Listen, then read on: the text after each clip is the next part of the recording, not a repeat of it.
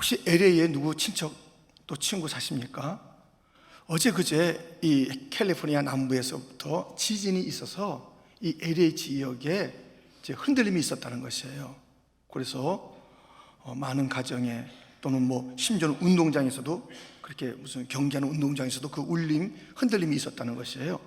인명피해는 그렇게 크지 않은 것 같지만 어떤 그런 건물이라든가 도로가 이렇게 갈라지는 그 일이 있었다는 것입니다. 저희의 그 웃동서께서도 LA에 사시는데요, 제가 알게 됐어요. 뭐냐면 이번에 흔들렸다는 것을. 그래서 제가 이제 그 밤에 카톡을 보냈어요. 뭘 보냈냐면 말씀을 보냈어요. 말씀을. 이사야 41장 9절 10절에 있는 말씀 보니까는 내가 땅끝에서도 너를 붙잡아 주리라, 붙들어 주리라, 두려워 말라, 놀라지 말라, 그 말씀 있잖아요. 나의 의로운 오른손으로 너를 붙들리라 라는 그 말씀을 이제 제가 보냈습니다. 결국 제가 무슨 말을 갖다 만들어서 위로할 수도 있겠지만 가장 중요한 것은 하나님 말씀이더라고요. 이 말씀이 가는 곳에는 위로와 소망과 다시 일어날 그런 담대한 용기가 있게 될 줄 믿습니다. 오늘 본문에 보니까는 하나님께서는 말씀을 보내세요. 말씀을 보내신다 그랬어요. 말씀을 여러 차례 말씀을 보내시는 하나님으로 오늘 본문은 우리에게 일러주고 있습니다. 하나님은 어떤 곳에 그 말씀을 보내시는가 함께 살펴보겠습니다. 첫 번째, 환경에 말씀을 보내시는 하나님이십니다. 우리가 13절 14절을 다시 한번 같이 읽겠습니다. 그가 내 문빗장을 견고히 하시고 내 가운데 있는 너희 자녀들에게 복을 주셨으며 내 경내를 평안하게 하시고 아름다운 밀로 너를 배불리시며, 이렇게 주님께서는 문빗장에도 자녀에게도 우리 경내에도 여러 가지 우리의 삶의 그 환경 속에 주님께서는 말씀을 보내시는 거예요. 이 말씀을 잘 들어보세요. 신명기 28장 8절 말씀인데요, 여호와께서 명령하사 내 창고와 내 손으로 하는 모든 일에 복을 내리시고 내 하나님 여호와께서 내게 주시는 땅에서 내게 복을 주실 것이며, 이 창고가 차고 넘치는 것은 하나님께서 명령하셨기 때문에 그렇게 된대요. 우리 창고라는 게 있잖아요. 그것이 막 우리가 막 쌓는다고 쌓아지는 게 아니에요. 그것은 정말 깨진 그 물동이에 물 붓는 것 같이 사실은 그것은 우리가 쌓을 수 있는 게 아니에요. 우리가 뭘 노력하면 무엇이 될 수 있는 것 같은 그것이 아니에요. 주님께서 복은 우리가 만드는 것, 창고가 채워지는 그런 풍성한 인생은 우리 스스로의 힘으로 되는 것이 아니라고 말씀하시면서 신명기에서 내가 명령해야 되는 것이다. 창고를 향해서 명령하고 너희 환경을 향해서 명령하고 너희 그 지경의 무슨 그 모든 일들을 내가 명령해야 복이 된다라고 말씀하는 거예요. 그 다른 모든 것의 어떤 결과물들은 사실은 복이 아니고 하나님의 작품이 아니에요. 나의 노력이에요. 사실 그것은 언젠가 바벨탑처럼 허물어질 것이라고요. 주님께서 채워주시는 것, 주님이 복이 되게 하시는 것, 그것이 무엇이라고요? 주님의 명령, 말씀을 보내는 거예요. 창고에 보내는 거예요. 내 삶에 보내는 거예요. 우리의 모든 그런 그 환경 속에 말씀이 와서 그 말씀이 그 일들을 이루어 가는 것을 우리는 보게 됩니다. 그런데 이 말씀이 채워지는 창고, 어떻게 되는 것일까요? 누구에게나 이 창고에 가득 차라, 차고 넘쳐라, 주님께서 말씀을 보내지 않는다는 거예요. 누구에게 보낼까요? 이 비밀입니다. 알고 있는 비밀입니다. 잘 쓰지 않는 비밀. 시편 81편 10절에 보면 내 입을 크게 열라 내가 채우리라. 아멘. 우리 창고가 채워지기 전에, 창고에 주님께서 그 명령에서 창고가 차라 하기 전에 먼저 우리의 입이 열려야 돼. 입이 먼저 열려야 주님께서는 창고가 채워지라고 그렇게 말씀하시겠다는 것이에요. 우리가 사람도 마찬가지, 사실 짐승도 마찬가지, 조그만 새들도 마찬가지요. 어떤 토실토실한 그런 새끼가 있는가 하면 피실피실한 그런 새끼가 있어요. 토실토실 피실피실. 어디서 차가 올까요? 그것은 입을 넓게 여는 데서 오는 거예요. 엄마가 주는 밥을 잘 먹는 거예요. 그 어미가 물어주는 그 먹이를 잘 먹는 거예요. 그냥 입을 닫고 있으면 피실피실해지는 거예요. 채워지지 않는 거예요. 여러분들, 우리가 이 창고가 차고 넘치는 삶을 살기를 원한다면 주님께서 명령을 창고야 차라, 누구누구의 창고야 넘쳐라, 주님께서 명령하셔야 되는 것인데, 그것만이 진정한 복인데, 그것이 진정한 그 채워짐인데, 이것은 누구에게? 내 입을 먼저 여는 자에게 주신다는 것입니다. 여러분, 낙심하지 말고 부르짖읍시다. 아멘. 주 앞에 좀 크게 부르짖읍시다. 우린 너무 박스 안에 갇히는 거예요. 박스 안에. 요 박스, 요거 세상에 이 박스만 있어요. 이 박스 안에 있는 것 아니면 안 되고, 이 박스 안에 있는 것이 안전하고, 이 박스, 우린 너무 갇혀 있어요. 세상에 이 조그만 데에 갇혀 있다고요. 사고가 갇혀 있어요. 너무 갇혀 있어요. 하나님 천지를 지으신 이 온 우주 만물도 그 하나님을 정말 거기 하실 수 없는 작고 작은 것이라고요. 그 위대하신 하나님이 계신데 요구 아니면 안 된다고 그러는 거예요. 그 요구가 안 됐으니까 끝난다는 거예요. 이게 닫혔으니까 끝난다는 거예요. 어디가 닫히면 다른 게 열리죠. 먼저 내 입이 열리면 활짝 열리게 될 줄 믿습니다. 구하라, 찾으라, 문을 두드리라, 주님이 말씀하십니다. 너희가 구하고 찾으면 얻을 것이요 찾게 될 것이요 문이 열리리라 주님께서 약속하셨습니다. 왜 우리가 비실비실하게 사는가? 왜 우리의 창고가 없어서 항상 텅텅 비어있는 인생을 사는가? 박박 긁어도 소리밖에 안 나는 그런 인생을 사는가? 우리의 하나님은 풍성하신 하나님, 위대하신 하나님, 모든 것을 갖고 계신 하나님이신데 왜 우리는 그렇게 살아야 한답니까? 내 입을 넓게 열라, 내가 채우리라. 부르짖고 넓게 열어서 주님이 채우시는 창고가 그 모든 환경의 부유함의 주인공이 다 되시기를 주님의 이름으로 축원드립니다. 우리 하나님께서는 환경에 말씀을 보내시는 거예요. 두 번째, 자연의 말씀을 보내시는 하나님이십니다. 하나님은 자연 세계에 말씀을 보내셔요. 그래서 얼게도 하게 녹게도 하게 하시는 그것은 하나님의 말씀이래요. 스스로 계절이 왔으니까 얼어야지, 봄이 왔으니까 녹아야지, 여름이니까 푸릇푸릇, 그런 법이 없습니다.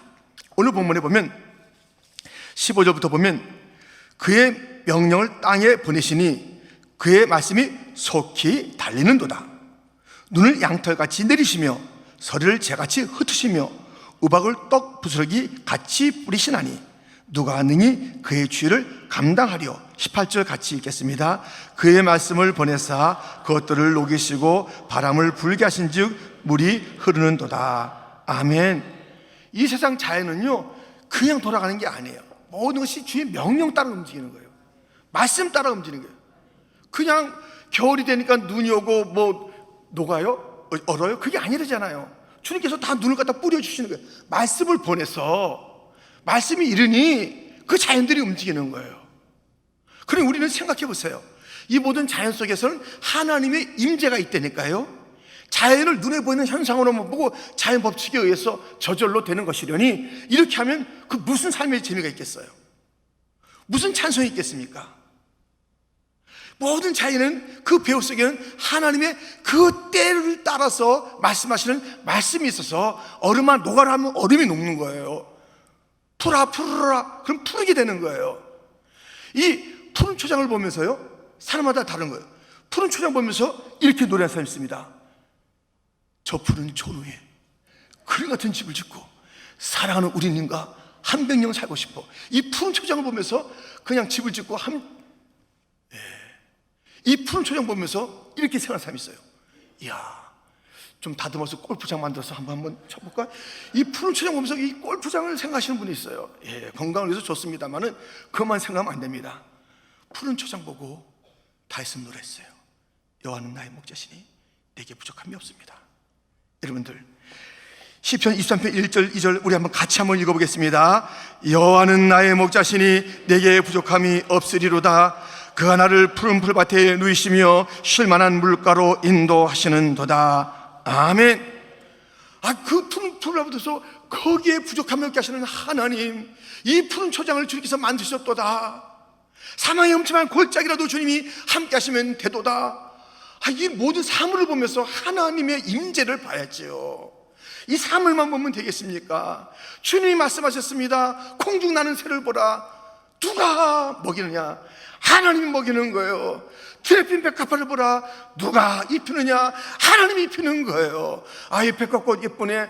공중에 새가 잘 날아다니네.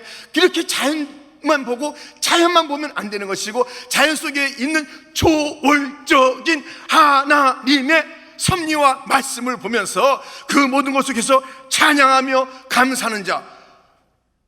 오늘 피었다지는 들풀도 먹이시는 하나님.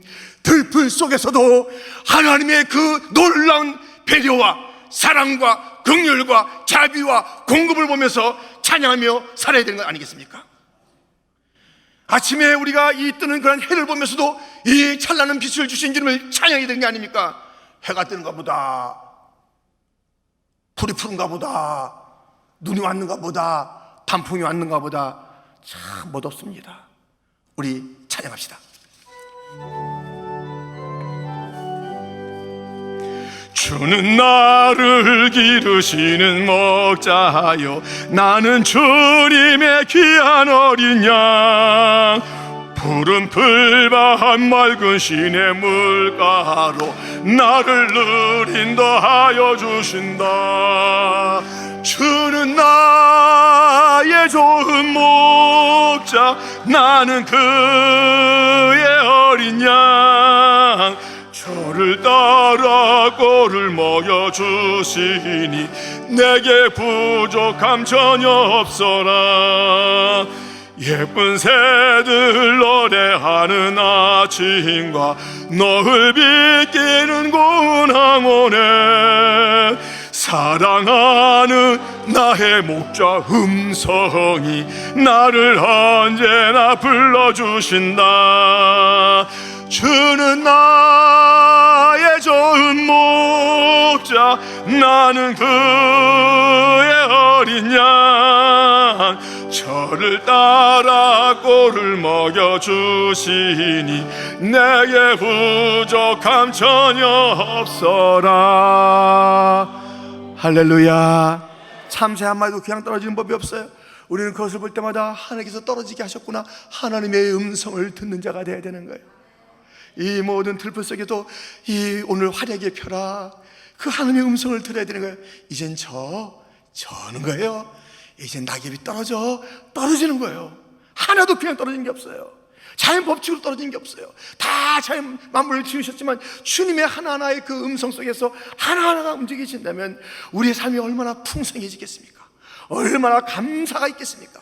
얼마나 감동이 되겠습니까? 모든 것 하나가 그냥 된 게 아니라니까요. 모든 것, 이 꽃도 누군가 이렇게 정성스럽게 갖고 와서 갖다 주었잖아요. 감탄되잖아요. 야, 저렇게 고운 꽃을 이렇게 시간마다 갖다 주는 분이 누군가 있잖아요. 이거 아세요? 그냥 이 꽃이 저절로 왔나요? 뚜벅뚜벅 걸어오고 여기 이렇게 무서워요. 그러면 이 누군가 했어요. 이 정성을 가지고 아름답게 이렇게 착 조화를 맞춰서 했단 말이죠. 하나님께서 온 우주 만물을 그렇게 조화롭게 만들어 주셨는데 누구를 위해서요? 저와 여러분을 위해서 만들어 주신 줄 믿습니다. 퀸즈 장로교를 위해서 만들어 주신 것입니다. 아멘. 우리가 누리면 되는 거예요. 주인이 따로 있는 게 아니에요. 우리가 누리면 된다니까요. 아멘. 제가 그 전도사, 부목사, 초부목사 때 같이 섬겼던 전사님이 휴가 때 제주도에 땅이 있어 갔다 오겠다는 거예요. 어휴, 엄청 부자라구나. 제주도에 땅이 있어 갔다 오겠다는 거예요. 어휴, 엄청 부자구나. 얼마나 있습니까? 많아요. 그래요? 답니다. 그래요. 예, 제주도 땅이 다 하나님의 것이고 그 딸이 내 것인데 제주도가 다 내 것이지. 내가 내가 내 땅 보고 오겠습니다. 다 우리 땅에. 아멘. 이 키스나 바크가 이전에 우리 주님께서 우리를 위해서 주어진 거니까 좀 돌고 돕시다. 예. 좀 가서 운동도 좀 하고. 예. 다 우리 것이에요. 할렐루야. 이번에 우리가 갔던 순회 장소 좋잖아요. 그거 다 주님께서 주신 거예요. 우리 주님께서 주신 거예요. 잠깐 우리가 관리비 좀 내는 뿐이지 다 주님께서 우리 위해서 만들어 주신 줄 믿습니다. 누려버려. 다 누려요.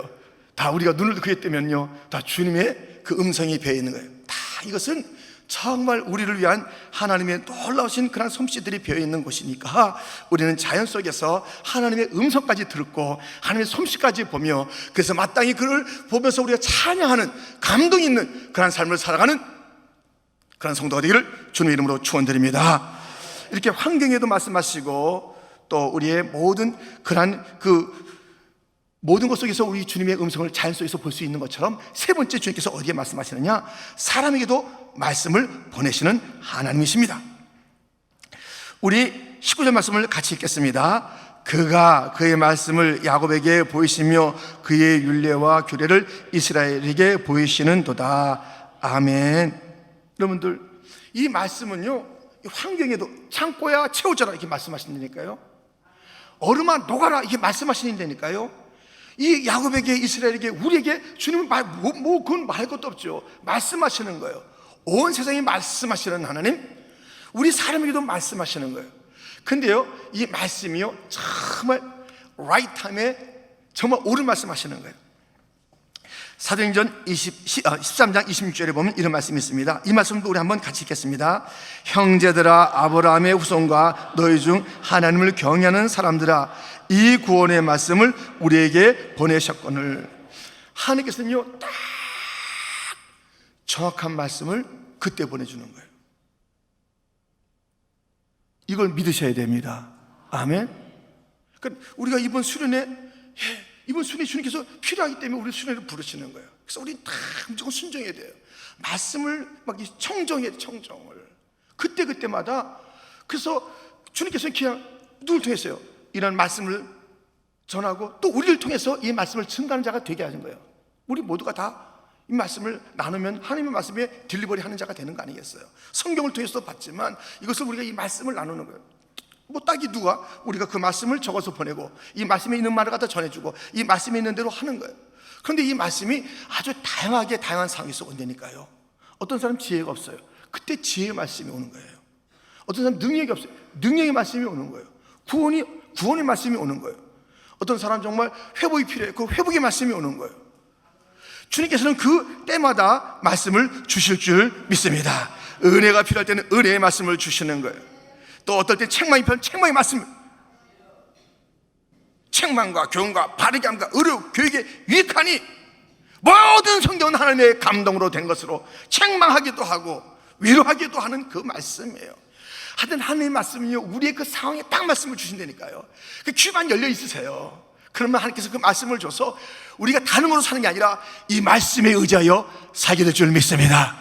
위로의 말씀을 통해서, 은혜의 말씀을 통해서, 또 우리에게 어떤 무엇을 가리키는 그런 그 지도하시는 그런 말씀을 통해서 우리는 그때마다 주님께서는 너무너무 좋으신 분이고 너무너무 정확하신 분이기 때문에 엉뚱한 말씀을 우리에게 주는 게 아니에요. 이 말씀은요, 다양한 그런 것을 갖고 있잖아요. 엄청난 그 다양한 것을 갖고 있잖아요. 근데 다양한 것을 다양한 성에서 말씀을 전해주는 거예요. 그냥 전해주는 게 아니에요. 그러니까 내일 나와도 좋고 안 나와도 좋은 게 아니에요. 이 토요일날 나와도 좋고 안 나와도 좋은 게 아니에요. 사실 말씀 있는 곳에 나와야 돼요. 주님께서 나에게 들려주실 말씀인데 이걸 놓치는 거예요. 아까 어떤 새가 입을 열지 않아서 받지 못하는 것처럼 그냥 다른 것에 우선 두면 안 되는 거예요.